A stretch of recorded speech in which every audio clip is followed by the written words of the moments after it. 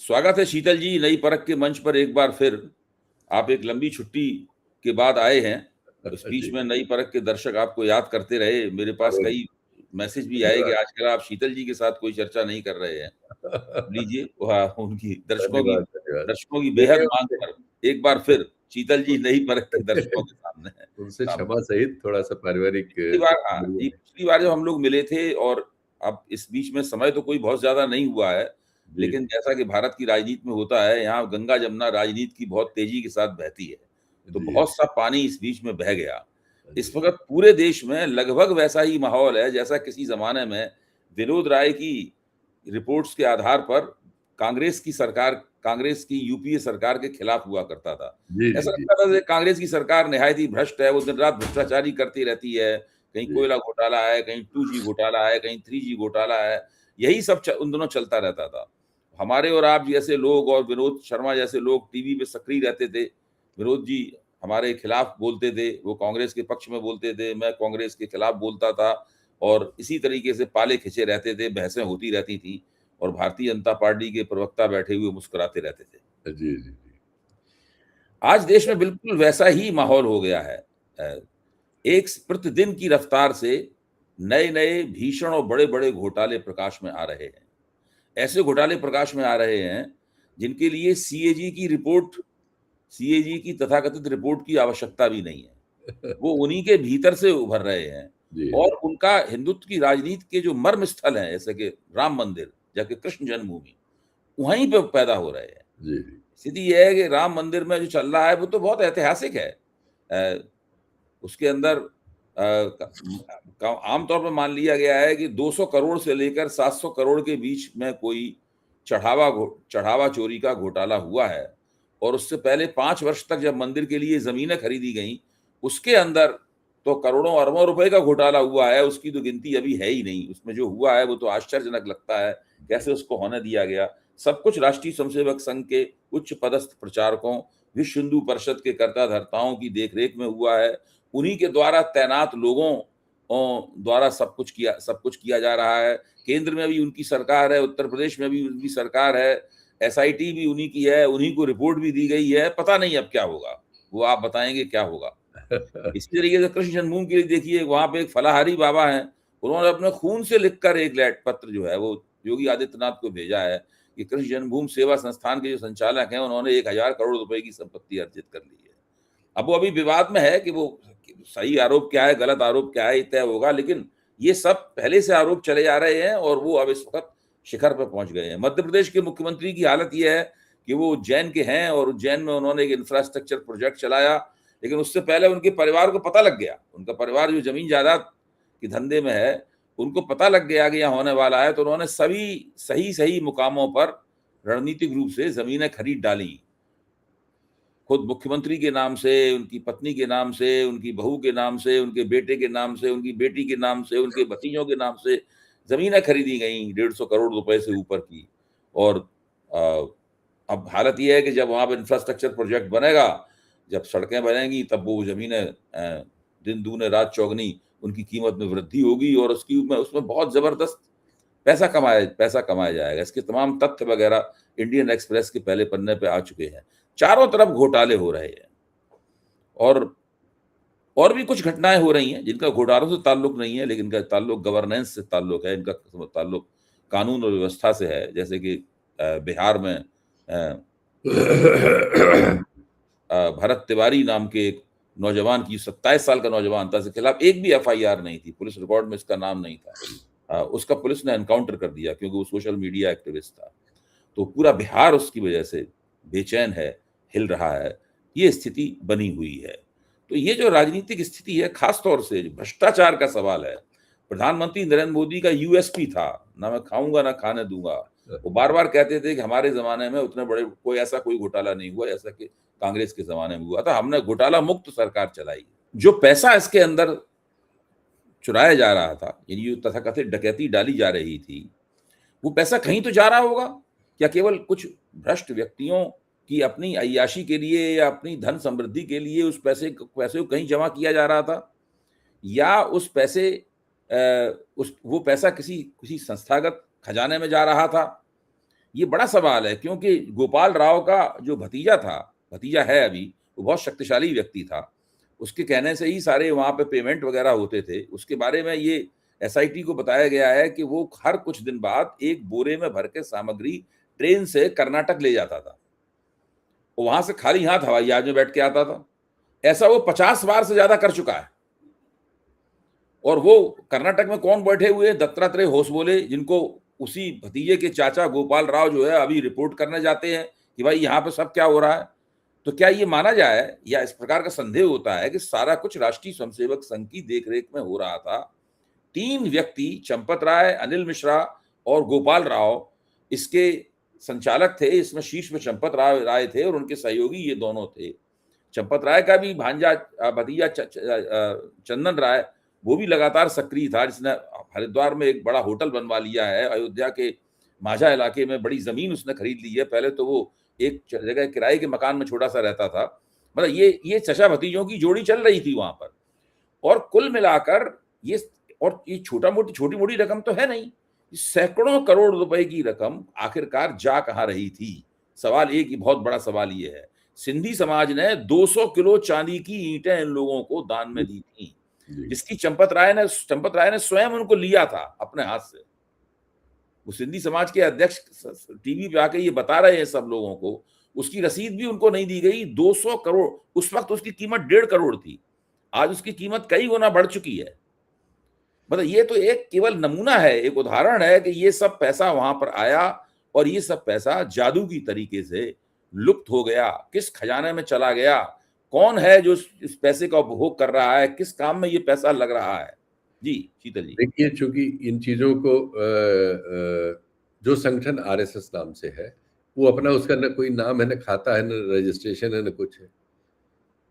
वो एक इसी तरह का होशियार संगठन है। वो बहुत योजना से बनाया गया है कि किसी भी अपराध में आप उसको शामिल होते हुए भी सिद्ध नहीं कर सकते, क्योंकि उसका कोई रिकॉर्ड ही नहीं मिलेगा। उसने रिकॉर्ड कभी बनाया ही नहीं, लेकिन उसकी असंख्य बाहुएं हैं, असंख्य भुजाएं हैं, असंख्य संगठन है, असंख्य दफ्तर है, असंख्य लोग हैं जो उसके लिए रेगुलर काम कर रहे हैं, और असंख्य लोग उसकी संरक्षा में हमको आपको अभी इस कार्यक्रम को जब आप रिलीज करेंगे गाली देने आ जाएंगे। तो वो जो ताना बाना है, उस ताना बाना में ये जो दफ्तर बनते हैं या अन्य चीजें बनती हैं या संगठन चलते हैं, लोगों को पैसा देना होता है, लोग आते जाते हैं, लोग खाते पीते हैं, लोग जीवित रहते हैं, इस सब में जो खर्चा होता है, और वो सिर्फ भारत तक सीमित नहीं है। इनकी बाहें तो अमेरिका और पश्चिम सब जगह अपने लिए ये जो डाइवर्जन यहाँ कर रहे हैं, ये डाइवर्जन अमेरिका में करने के लिए उन्होंने बाकायदा एजेंसी हायर की थी। हम आप उस पर बात कर चुके हैं। उसमें बाकायदा वो काफी बड़ी रकम डॉलर में दी गई थी, इनके नाम से दी गई थी, उससे भी मुकर गए कि हमने नहीं दी है। तो किसने इनके लिए दे दिया भाई 125 करोड़ 250 करोड़ रुपया, या 125 करोड़ नहीं, कुछ 1,75,000 डॉलर या कुछ ऐसे थी समथिंग, अब याद नहीं मुझे, लेकिन एक बड़ी रकम थी। तो अमेरिका में अपने लिए ऐसी एजेंसी साधना जो उनका व्हाइट वॉश कर सके, उसको पैसा देना, इस तरह के तरीके कहां से? कोई न कोई कहीं न कहीं इस तरह का स्रोत होगा ना, जिसको ये नेट सके कल को मैंने नहीं दिया, जैसे उस मामले में कह दिया मैंने नहीं दिया। तो आरएसएस के नाम से कौन वहां इतनी बड़ी रकम जमा कर रहा था अमेरिका में एक ऐसी फर्म के पास? तो ये इनका ये सब इस तरह से जो पैसा, जो आपने पूरा तंत्र बताया कि इस तरह से बोरों में भर के पैसा जा रहा था, ये तो मुख्य था, जिसको हम सिद्ध नहीं कर सकते, क्योंकि सिद्ध करने के लिए जिनको करना चाहिए उन एजेंसियों से सिद्ध कराने का काम नहीं किया जाएगा।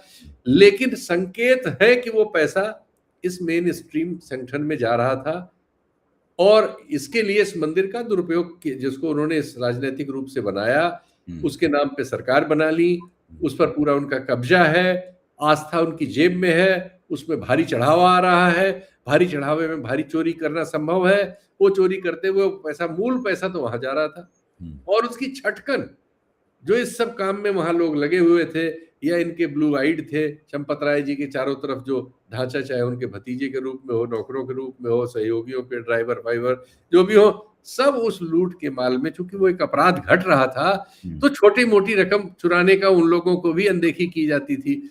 जब 3 लाख 4 लाख एक गड्ढे में जा रहा है, तो 30,000 कोई दूसरा भी ले जा रहा है। तो 30,000 वाले का भी साइज बड़ा हो गया, वो भी अपना जमीन वमीन उसने खरीद ली, मकान खरीद लिया, होटल बना लिया, कुछ कर लिया। तो ये सब भी साथ साथ चीजें चल रही हैं। अब जो डाइवर्जन होगा, इस बड़े नाले को छोड़ दिया जाएगा, चंपत राय जी को छोड़ दिया जाएगा, क्योंकि नृपेंद्र मिश्रा जी के बयान में चंपत राय जी की संरक्षा शामिल है। उसमें दो बयान के दो हिस्से हैं, और उसी में बात साफ हो जाती है। एक हिस्से में वो डकैती स्वीकार कर रहे हैं, क्योंकि वो जान रहे हैं कि ये बात अब छुपाना असंभव है। इस तरह के अनेक लोग सामने आते चले जाएंगे, आते जा रहे हैं, हमने चांदी दी, इसने सोना दिया, इसने रुपया चढ़ाया, इसने वो दिया, वो संकेत सब आएंगे और सब में घपला निकलेगा। इसलिए चंपत राय जी को बचाओ, उसके पीछे जो संगठन है वो आरएसएस है या कौन है या क्या है, उसको बचाओ। नीचे कुछ लोगों के ऊपर गाज अंतिम में अगर बहुत प्रेशर बना, पहले तो इसको सबको इतना लिंगर करो कि ठंडा हो जाए, दूसरी घटनाओं से इसको ढको, जो इनका बहुत से मामलों में हमेशा एक सफल फार्मूला रहा है। और उसके बाद जो है वो ये है कि नीचे के कुछ लोगों के नाम बिल फाड़ दिया जाएगा अगर बहुत दबाव पड़ा तो, और एक कागजी कार्रवाई दिखावे की हो जाएगी, और उसके बाद हम आप वही होंगे लोगों में। लेकिन निश्चित तौर पर इससे अविश्वास एक बड़े लेवल पे गया है, जिसको फिर से भरपाई करने में, लेकिन हमारे समाज में हमने ये पाया है कि हम हर दूसरे महीने, एक महीने में किसी एक बाबा को इस तरह की ठगहारी, औरतों से बलात्कार, हत्या और जाने किन अपराधों में देखते हैं, फिर दूसरे बाबा के यहाँ हम लाखों लोगों की भीड़ चढ़ावा लिए खड़ी हुई हमें मिलती है। ये साथ साथ दोनों चीजें हमारे यहाँ प्रचलित हैं। इसलिए इस तरह की किसी भी घटना से ये भरोसा मुझे नहीं होता कि इस घटना की वजह से इस देश में एक समझदारी विकसित होगी और आने वाले दिनों में हम इस तरह की किसी चीज से बच पाए। कि हमारा जो पूरा मीडिया स्पेक्ट्रम है, जो सरकारी कह सकते हैं आप उसे, या गोदी मीडिया कहें, या आप कारपोरेट मीडिया कहें, या उसका और कोई नाम दें, ये पूरा का पूरा सरकार की इसके बावजूद संरक्षा में लगा हुआ है। और उनके पास एक बहुत बड़ा रेवड़ सोशल मीडिया पर भी है, जिसकी क्षमता उनकी आलोचना करने वालों से नंबर्स में ज्यादा है। वो भी पूरी ताकत से इस पूरे वक्त में सरकार की सुरक्षा के लिए जो भी तिकड़मे कर सकता है, डाइवर्जन होता है, बहुत तरह की चीजें, पुराने किस्सों को लाना, ये सब करने की कोशिश कर रहा है। और सत्ता प्रतिष्ठान की जो पकड़ है सत्ता पर और इंस्टीट्यूशंस पर, वो असाधारण है। ये सुविधा उस जमाने की कांग्रेस सरकारों को प्राप्त नहीं थी, ये एक फर्क है। उस समय जो कुछ हो रहा था उसमें ये सब शामिल थे, बल्कि पूरा मीडिया सरकार की चमड़ी उधेड़ रहा था। सोशल मीडिया तब पनप रहा था और उस पर सिर्फ और सिर्फ राइट विंग का कब्जा था, और जो बचा खुचा हिस्सा था उसमें जो विद्वान लोग थे, आप या हम तो विद्वान नहीं थे, आप थे और अन्य लोग थे, वो भी जो लोग थे वो एक तरह से कह सकते हैं उस आंदोलन के पक्ष में थे, उस भ्रष्टाचार के खिलाफ थे, जो एक जायज बात थी। किसी को भी लोकतंत्र में भ्रष्टाचार या इस तरह की चीजों के खिलाफ ही होना चाहिए। तो या उसके पास उसके तर्क हो, योग्यता उसमें हो, तार्किक योग्यता हो और तथ्य हो तो ठीक है, उसका प्रतिकार भी होना चाहिए। वो एक फर्क इस समय है, लेकिन इसमें कोई शक नहीं। ये जो हुआ है राम मंदिर वाला और कृष्ण वाला मामला, देखिए पाकिस्तान की तरह, पाकिस्तान तो धर्म के आधार पर बनाया गया देश ही था। बार बार वहाँ सैनिक शासन इसी सब के नाम पे आए। एक सैनिक शासन जो जिया उल हक का रहा, जो सबसे लंबा रहा, उन्होंने तो फिर धर्म को सीधे सीधे इस तरह उसकी प्योरिटी को इशू बना लिया और अल्पसंख्यकों वगैरह पे बहुत जुल्म ढाए, और उन्होंने धार्मिक आचरण को राजनीतिक उसका हथियार बना लिया था। जी। उनकी पूरी ट्रू कॉपी हमारे आरएसएस नाम के संगठन ने, पहले से भी वो इस्लामिक धारणाओं की इस तरह की कॉपी वो करते हैं, उन्होंने की और हिंदू धर्म पर कब्जा कर लिया। हिंदू धर्म जो इस भूभाग में एक बहुत बड़ी आबादी अपने आस्था और दूसरे कारणों से प्रैक्टिस करती रही है, उसको उन्होंने हथियार उसी तरह से बना के और राजनीतिक सफलताओं के लिए उपयोग किया। और उन्होंने राम, जो हमारे यहाँ मतलब जैसे मैं रेशनल होने के नाते आप कह सकते हैं, धर्म में उस तरह से मेरा कोई अकीदा नहीं है। मेरी माँ बहुत ही धार्मिक रही जीवन भर। हमारे घर में एक मंदिर है उनके द्वारा बनाया हुआ, गांव के घर में जहाँ मैं अब रहता हूँ, उसकी हम लोग संरक्षा करते हैं। मेरी पत्नी बहुत धार्मिक है। परिवार में ज्यादातर लोग मेरे अलावा मैं कह सकता हूँ सब धार्मिक है। मुझे पता नहीं क्यों इन सब चीज़ों पे बहुत सारे मेरे सवाल थे जिनके उत्तर नहीं मिले, तो ज़ाहिर है वो मुझे उस तरह से भीरू नहीं बना सके। तार्किक रहा मैं, लेकिन मैं पूजा-पाठ और इस तरह के किसी भी उसमें उस तरह से शरीक नहीं होता जैसे हमारे पूर्वज रहे, माँ रही, पत्नी है, अन्य लोग हैं। मैं अपने सवालों के साथ उपस्थित हूँ, ये मेरा रोल है उसमें। लेकिन मैंने पाया कि हमारे जीवन में चारों तरफ राम-राम था। अब सुबह गाँव में निकलते थे किसी से तो सलामी जो है राम से ही होती थी, जय राम जी होता था। उसमें श्री नहीं लगा था, उसमें कोई युद्धोन्माद नहीं था, उसमें कोई आक्रमण जैसी स्थिति नहीं थी। ये वो बिल्कुल वैसा ही था जैसा एक कार्टून बहुत प्रचलन में है और बहुत सही है। कार्टून क्या, वो एक बहुत अच्छा कि हरियाणा या पश्चिमी उत्तर प्रदेश का एक किसान साइकिल से जा रहा है, दूसरी ओर से दूसरा किसान आ रहा है। वो कह रहा है, "रे भाई, तेरे को ईद की राम राम।" तो ये जो हमारा कल्चर था, ये था।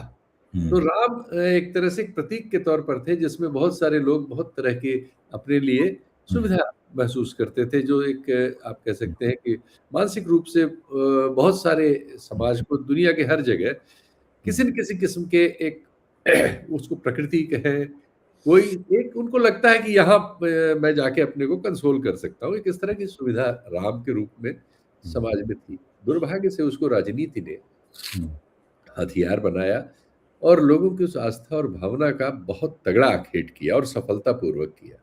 लेकिन चूँकि वो आखेटक थे, उनके लक्ष्य दूसरे थे, उनका आचरण दूसरा था, लेकिन उन्होंने उस भावना का आखेट कर लिया, तो जब उस भावना का आखेट करके वो सफलता के पुंज पे पहुँचे, तब वो अपनी असलियत में अब हर जगह आ गए।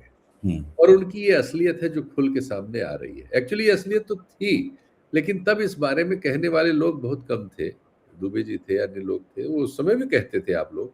आप लोगों ने ऐसा नहीं कि कभी उनको उनकी जो सोच विचार है उसमें जो राजनीति का पुट है, राजनीति के लिए धर्म का जो इस्तेमाल है, उसकी जो आलोचना है वो हमारे समाज में विद्यमान थी। लेकिन उसकी स्वीकृति नहीं थी क्योंकि धर्म बहुत ज़्यादा बड़े समुदाय को अलग तरह से संचालित करता रहा है, करता है। हमारी संस्कृति में एक्चुअली धर्म की जो हिस्सेदारी है, वो लगभग 100% है।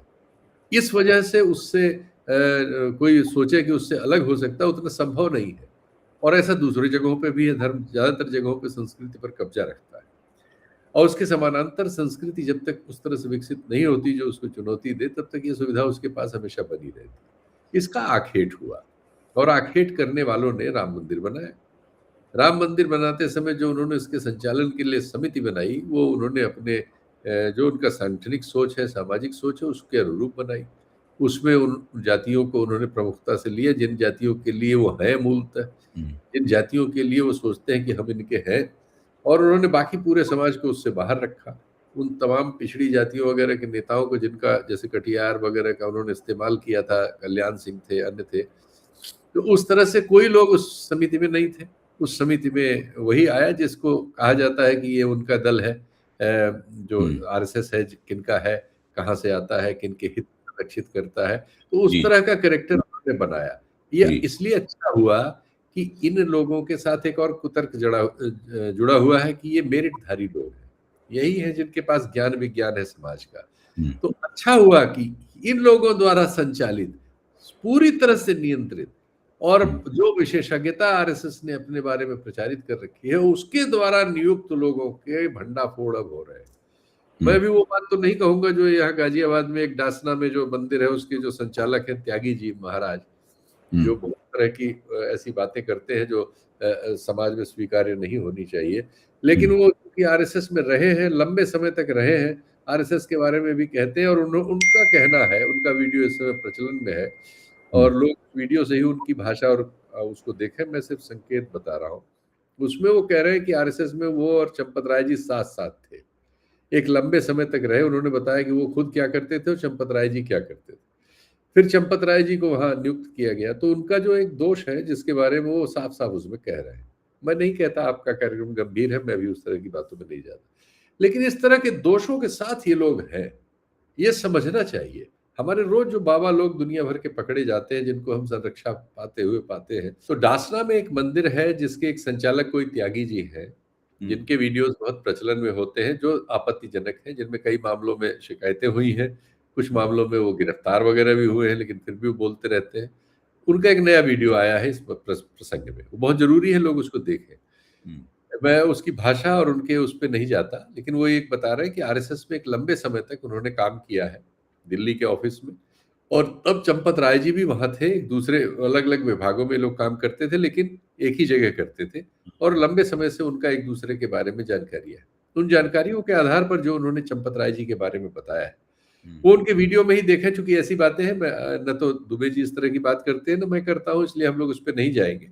लेकिन एक वृत्ति की ओर संकेत है जिसकी ओर देखना चाहिए। ये इसलिए भी जरूरी है कि जैसे आसाराम जैसे लोगों को जब आप धार्मिक गुरु मान लेते हैं, और फिर आप पाते हैं कि छोटी बच्चियों को जिन्होंने स्कूल वगैरह खोल रखा है उन्होंने, उसमें से गरीबों वगैरह की हॉस्टल में रहने वाली बच्चियों के साथ किस तरह की बात उनका उस केस में आई है। हम ऐसा समाज क्यों बना रहे हैं अपना, या हमने अपने समाज को ऐसा क्यों रख छोड़ा है कि इस तरह के प्रेडेटर्स को हम अपने ऊपर लाद लेते हैं। अब ये जो चीज आई है राम मंदिर के रूप में, इस नाम से इस देश में सरकार बन गई, इस आंदोलन के नाम पे इस देश में राजनीतिक वातावरण बदल गया, इस नाम से इस देश में ये प्रतीक हो गया हर चीज का, और उस प्रतीक का ये तथ्य है। तो आपको ये सब देखना, इन चीजों की जो आप अनदेखी करते हैं, जो हमारे जैसे रेशनल जिन सवालों को उठाते हैं, आप फिर कैसा समाज अपने बच्चों के लिए, अपने खुद के लिए आप क्या गढ़ रहे हैं भाई। आपके पास आंकड़ा है, एडीआर जैसी संस्थाएं मेहनत करके लाती हैं, क्योंकि मीडिया तो अपना काम कर नहीं रहा है, कि 93% आपके जो सांसद हैं वो करोड़पति लोग हैं। तो आज ये सारे के सारे करोड़पति इन पार्टियों उन पार्टियों से माल खाने में जमा हो रहे हैं। एक जगह माल खाना खुल गया है जहां सारे देश का पैसा, सारे देश की राजनीति, सारी चीजें एक जगह एकत्रित की जा रही है। तो इस तरह के सारे लोगों को जिनको आप चुन चुन के अपना प्रतिनिधित्व करने के लिए भेज रहे हैं, वो अपने आप को खुलेआम नीलाम करके और वहां माल खाने में जमा हो जा रहे हैं। ऐसे ही आपने धर्म को कर दिया है। तो ये तो समाज के सारे संवेदनशील तार्किक हिस्से को इसमें हस्तक्षेप करना ही पड़ेगा। अगर वो नहीं करता तो वो अपने समाज को नष्ट होने के लिए प्रेरित करने का गुनहगार है। जी जी, शीतल जी, ये एक बिल्कुल पहली नजर में कोई भी कह सकता है, उसके लिए विशेषज्ञ होने की आवश्यकता नहीं है, कि जो राम मंदिर का घोटाला है, चढ़ावा घोटाला है, जमीन घोटाला है, और राम मंदिर बनने के दौरान जो 40% की रिश्वत खाई गई हर काम में, इन्हीं 3 चीजों के लिए एसआईटी को ये 3 काम दिए गए थे कि आप चढ़ावा घोटाले की जांच करें, आप जो 40% खाया गया उसकी जांच करें, और आप जमीन घोटाले की जांच करें। अच्छा, अब पहली नजर में ये लगता है कि ये लीपापोती की पूरी कोशिश हो रही है, और लीपापोती की इस कोशिश में उत्तर प्रदेश सरकार भी शामिल है, विश्व हिंदू परिषद और राष्ट्रीय स्वयंसेवक संघ भी शामिल है, और प्रधानमंत्री का दफ्तर भी शामिल है। प्रधानमंत्री दफ्तर की तरफ से नृपेंद्र मिश्रा इसमें सक्रिय हैं, उत्तर प्रदेश सरकार की तरफ से एसआईटी और खुद मुख्यमंत्री इसके अंदर सक्रिय हैं, और राष्ट्रीय स्वयंसेवक संघ चुप बैठा हुआ है।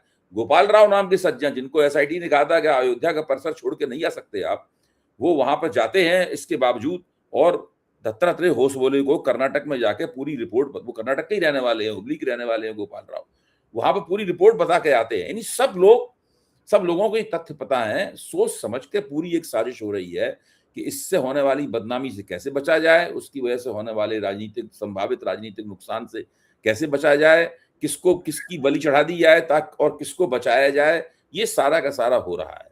आज तक इस मामले में प्रथम सूचना रिपोर्ट एफआईआर भी दर्ज नहीं हुई है। मतलब ये स्थिति है।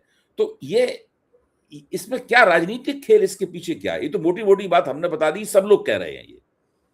अब इसमें कौन किसके साथ हिसाब साफ कर रहा है, ये देखने की बात है। इसका क्या, ऐसा तो नहीं है एसआईटी की रिपोर्ट के जरिए योगी आदित्यनाथ केंद्र सरकार से कोई सौदेबाजी कर लें, या भारतीय जनता पार्टी राष्ट्रीय स्वयंसेवक संघ को दबाव में ले ले। कई तरह के इसमें खेल हैं। हाँ जी।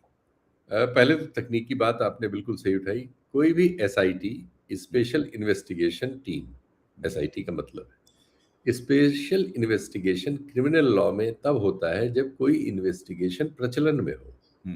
इन्वेस्टिगेशन प्रचलन में तब होता है जब उसकी प्रथम सूचना रिपोर्ट किसी न किसी स्तर पर दर्ज कहीं न कहीं हुई हो, या उसकी दरख्वास्त आई हो जो रिसीव्ड हो, रिकॉर्ड पर हो, जिसको अदालत में ले जाके फिर एफआईआर में बदलवाने का 356 में कार्रवाई की जा सके।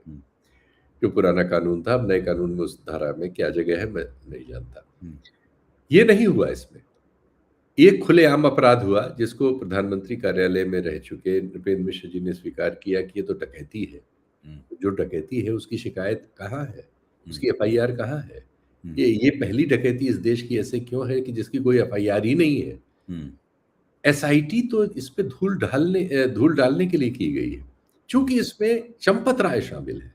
चंपत राय कौन है? वो आरएसएस के बहुत शीर्ष नेता है। चंपत राय चूंकि इसमें शामिल है, चंपत राय के बारे में जो डासना के प्रमुख ने कहा, जो उनके साथ काम कर चुके हैं, मैं बिना गए उस पर इशारा कर रहा हूं, आप लोग समझिए। उन कारणों से वो साफ साफ शामिल है और ये सब तथ्य है। अब इसको ढकना है लेकिन इस दौर को, क्योंकि इस दौर ने जिसने आपकी आस्था का दुरुपयोग करके, षड्यंत्र करके अपने को सत्ता में पहुंचाया है, उसको अपने पूरे आचरण को ढकना है। उसने ऐसा अनेक बार किया है। गांधी जी की हत्या में उसका नाम था, उस पर पत्र है हमारे देश के उस समय के तत्कालीन गृह मंत्री का, और उस समय की समझ थी वो। लेकिन वो चूंकि बहुत ही इस सब मामलों में प्रवीण संगठन है, इस तरह के बहुत से संगठन होते हैं दुनिया में, रहे हैं, और उनमें इस तरह से सफलताएं रहती हैं जो इस तरह की चीजों से डायवर्जन करने में सफल हो जाते हैं और एक लंबे समय तक इस तरह का वो काम करते रहते हैं और धीरे धीरे उससे अपने को विमुख कर लेते हैं। वैसी ही एक प्रक्रिया इस समय पकड़े जाने पर चल रही है। और ये पूरा तंत्र जो है जिसमें केंद्र, मैं योगी और किसी को अलग नहीं करता, इनके अपने अंतर्विरोध हैं, इन्हीं अंतर्विरोधों की वजह से चीजें बाहर आती हैं, आई हैं। लेकिन ये सब सत्ता के लिए मतलब कुछ भी कर देने वाले लोग हैं। ये सत्ता प्राप्ति के लिए किसी भी किस्म का समझौता कर सकते हैं और किसी भी किस्म का दूसरा आचरण भी कर सकते हैं। अभी ये सब मिलजुल के एक समझौते पर है। वो समझौता इस मामले को किसी तरह से दबाना, किसी तरह की ऐसी क्लीन चिट जैसी चीज क्रिएट करना जिसमें चंपत राय बंसल बच जाए। इसमें जो मेन जिनकी रक्षा करनी है, कुछ नीचे के प्यादों को शहीद कर दिया जाएगा, जैसा कि बहुत से मामलों में हमेशा होता है।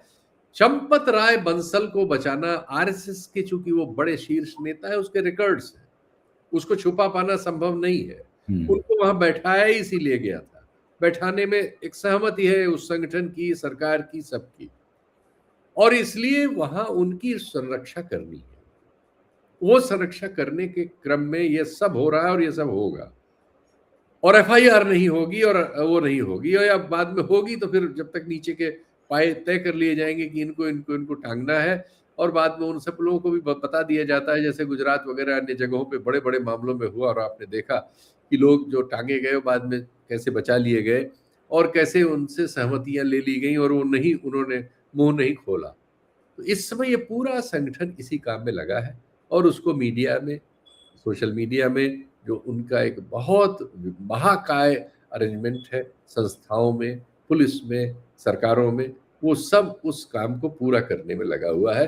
चंपत राय बंसल की सुरक्षा इस कांड के पर्दाफाश में होना इस दौर का लक्ष्य मेरे सामने। बहुत बहुत धन्यवाद शीतल जी।